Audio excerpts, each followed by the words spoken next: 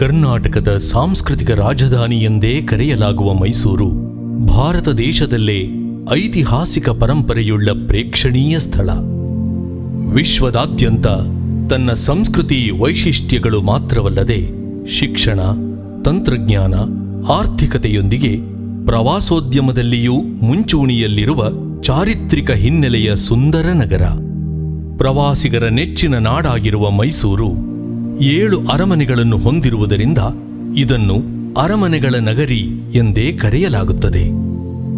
ಅಂಬಾವಿಲಾಸ್ ಅರಮನೆ ಮೈಸೂರು ಸಂಸ್ಥಾನದ ಒಡೆಯರ್ ವಂಶದ ಅರಸರ ನಿವಾಸ ಹಾಗೂ ದರ್ಬಾರು ಶಾಲೆಯಾಗಿದ್ದ ಅಂಬಾವಿಲಾಸ್ ಅರಮನೆಯು ವರ್ಷಕ್ಕೆ 2.5 ಮಿಲಿಯನ್ಗಿಂತ ಹೆಚ್ಚು ಪ್ರವಾಸಿಗರನ್ನು ಸೆಳೆಯುವ ಭಾರತದ ಅತ್ಯಂತ ಹೆಚ್ಚಿನ ಬೇಡಿಕೆಯುಳ್ಳ ಪ್ರವಾಸಿ ತಾಣಗಳಲ್ಲಿ ಒಂದಾಗಿದೆ.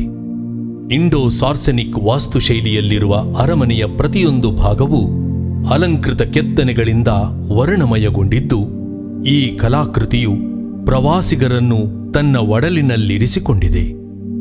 ವಿಶ್ವವಿಖ್ಯಾತ ಮೈಸೂರು ದಸರಾ ರಾಜ್ಯದ ನಾಡಹಬ್ಬ.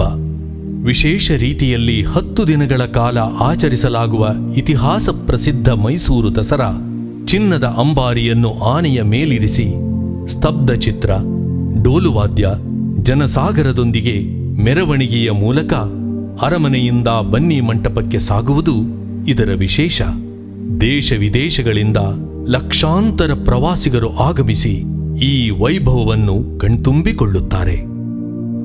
ಮೈಸೂರಿನ ಹರವು ಮತ್ತು ಸುತ್ತಲಿನ ಪ್ರಕೃತಿ ಸೌಂದರ್ಯ ರಮ್ಯವಾಗಿ ಕಾಣಿಸುತ್ತದೆ. ದೇವಾಲಯದ ಸಮೀಪದಲ್ಲಿಯೇ 4.8 ಮೀಟರ್ ಎತ್ತರದ ಏಕಶಿಲಾ ನಂದಿ ವಿಗ್ರಹ ಹಾಗೂ ಬೃಹತ್ ಗಾತ್ರದ ಮಹಿಷಾಸುರ ಮೂರ್ತಿ ಈ ಸ್ಥಳದ ಆಕರ್ಷಣೆಯನ್ನು ಹೆಚ್ಚಿಸಿದೆ. ಮೈಸೂರು ಮೃಗಾಲಯ ದಕ್ಷಿಣ ಭಾರತದಲ್ಲಿ ಹಳೆಯ ಹಾಗೂ ಪ್ರಸಿದ್ಧಿ ಪಡೆದಿರುವ ಮೃಗಾಲಯವು 1892ರಲ್ಲಿ ಉದ್ಘಾಟನೆಗೊಂಡಿದ್ದು, ಇದು 245 ಚದರ ಅಡಿ ವಿಸ್ತೀರ್ಣವನ್ನು ಹೊಂದಿದೆ. 1000ಕ್ಕೂ ಹೆಚ್ಚು ಪ್ರಾಣಿ ಪಕ್ಷಿಗಳ ವಾಸಸ್ಥಳವಾಗಿದೆ. ಸಂತ ಫಿಲೋಮಿನಾ ಅವರ ಚರ್ಚ್ ಮೈಸೂರು ನಗರದ ಹೃದಯ ಭಾಗದಲ್ಲಿರುವ ಈ ಪ್ರಾರ್ಥನಾ ಮಂದಿರ ಭಾರತದಲ್ಲಿಯೇ ಅತ್ಯಂತ ಪುರಾತನವಾದದ್ದು. 1804ರಲ್ಲಿ ಗೊಥಿಕ್ ಶೈಲಿಯಲ್ಲಿ ಕಟ್ಟಲಾದ ಈ ಚರ್ಚ್ ಅತ್ಯಂತ ಆಕರ್ಷಕ ಚರ್ಚ್ಗಳಲ್ಲಿ ಒಂದಾಗಿದೆ. ಒಳಗಿನ ಮುಖ್ಯ ಒಳಾಂಗಣದಲ್ಲಿ ಸಂತ ಫಿಲೋಮಿನಾ ಅವರ ಮೂರ್ತಿ ಇದೆ.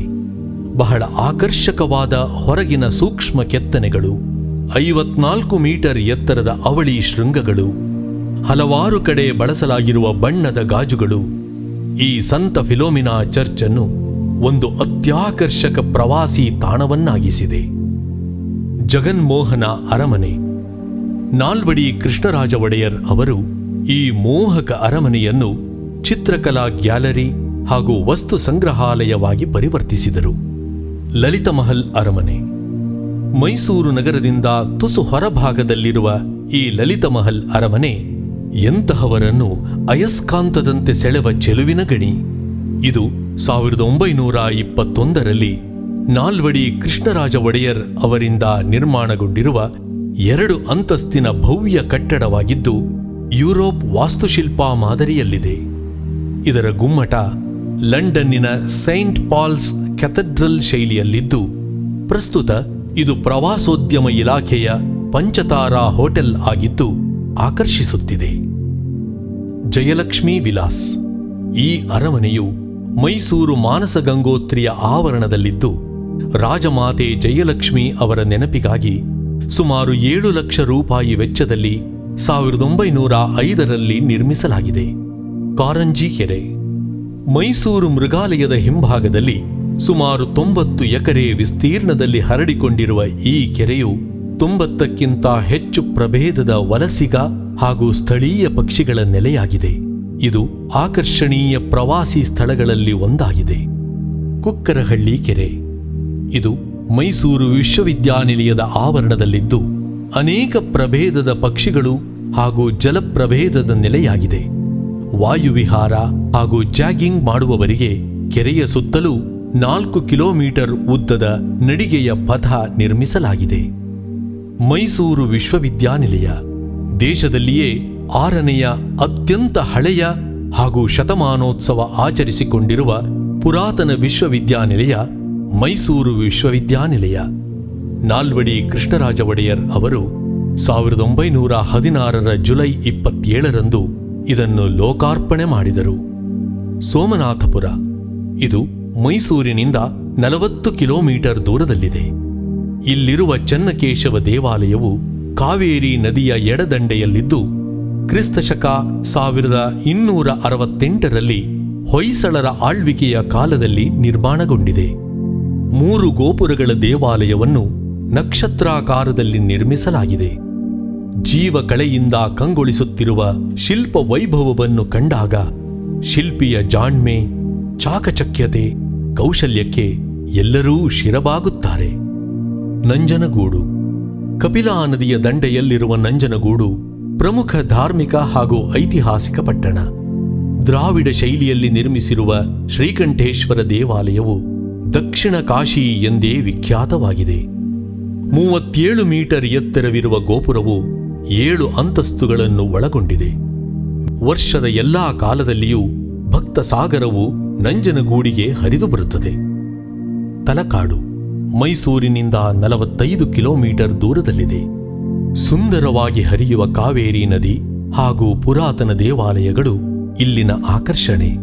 ಇದು ಗಂಗರ ಕಾಲದಲ್ಲಿ ನಿರ್ಮಾಣವಾಗಿದ್ದು, ಉತ್ತರ ವಾಹಿನಿಯ ಬಳಿ ಅರ್ಕನಾಥೇಶ್ವರ, ಪೂರ್ವ ವಾಹಿನಿಯ ಬಳಿ ಪಾತಾಳೇಶ್ವರ, ದಕ್ಷಿಣ ವಾಹಿನಿಯ ಬಳಿ ಮರಳೇಶ್ವರ, ಪಶ್ಚಿಮ ವಾಹಿನಿಯ ಬಳಿ ಮಲ್ಲಿಕಾರ್ಜುನೇಶ್ವರ ಹಾಗೂ ಮಧ್ಯಭಾಗದಲ್ಲಿ ಈಶಾನ್ಯಾಭಿಮುಖವಾಗಿ ವೈದ್ಯನಾಥೇಶ್ವರನಾಗಿ ಪಂಚಬ್ರಹ್ಮನಾದ ಪರಶಿವನು ಈ ತಲಕಾಡಿನಲ್ಲಿ ನೆಲೆಸಿದ್ದಾನೆ. ಇಲ್ಲಿ ಪಂಚಲಿಂಗ ದರ್ಶನ ಮಹೋತ್ಸವವನ್ನು 12 ವರ್ಷಗಳಿಗೊಮ್ಮೆ ಆಚರಿಸಲಾಗುತ್ತದೆ. ಕಬಿನಿ ಜಲಾಶಯ. ಕಬಿನಿ ನದಿಯು ಕಾವೇರಿ ನದಿಯ ಉಪನದಿಯಾಗಿದ್ದು, ಮೈಸೂರು ಜಿಲ್ಲೆ ಹೆಗ್ಗಡದೇವನಕೋಟೆಯ ಬೀಚನಹಳ್ಳಿ ಮತ್ತು ಬಿದರಹಳ್ಳಿ ಗ್ರಾಮಗಳ ಬಳಿ ಅಣೆಕಟ್ಟನ್ನು ನಿರ್ಮಿಸಲಾಗಿದೆ. ಈ ಅಣೆಕಟ್ಟು 3940 ಮೀಟರ್ ಉದ್ದ, 20 ಮೀಟರ್ ಎತ್ತರವಾಗಿದ್ದು 28 ಟಿಎಂಸಿ ನೀರನ್ನು ಶೇಖರಿಸುವ ಸಾಮರ್ಥ್ಯ ಹೊಂದಿದೆ. ಕಬಿನಿ ಹಿನ್ನೀರಿನ ಪ್ರದೇಶದಲ್ಲಿ ಹೇರಳವಾಗಿ ವನ್ಯಜೀವಿಗಳಿದ್ದು ಪ್ರವಾಸಿಗರ ನೆಚ್ಚಿನ ತಾಣವೂ ಆಗಿದೆ.